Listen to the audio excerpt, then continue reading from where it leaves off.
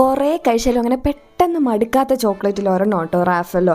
നമുക്ക് പിന്നെയും പിന്നെയും കഴിച്ചുകൊണ്ടേയിരിക്കാൻ തോന്നും. ഇത് ഫസ്റ്റ് ടൈം ഞാൻ കഴിക്കുമ്പോഴത്തേനും എനിക്കങ്ങനെ വലുതായിട്ട് ഇഷ്ടപ്പെട്ടൊന്നുമില്ല. എല്ലാവർക്കും ഇത് ഭയങ്കര ഫേവറേറ്റ് ആണെന്നൊക്കെ ഞാനിങ്ങനെ കേട്ടിട്ടുണ്ട് കേട്ടോ. അപ്പോൾ ഞാൻ ചിന്തിക്കുകയും ചെയ്തിട്ടുണ്ട് ഇതിന് മാത്രം എന്താ ഇതിലുള്ളതെന്നൊക്കെ. പക്ഷേ കഴിച്ച് ഇഷ്ടപ്പെടുക എന്നൊക്കെ കേട്ടിട്ടില്ലേ, അതേ കണക്കായിരുന്നു എനിക്ക് ഈ ചോക്ലേറ്റ് കേട്ടോ.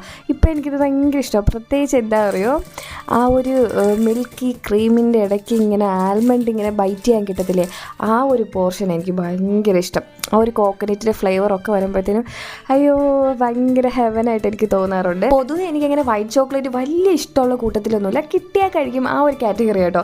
കൂടുതൽ എനിക്ക് ഈ മിൽക്ക് ചോക്ലേറ്റ് അല്ലെങ്കിൽ ഡാർക്ക് ചോക്ലേറ്റ് ഒക്കെ ഇഷ്ടം.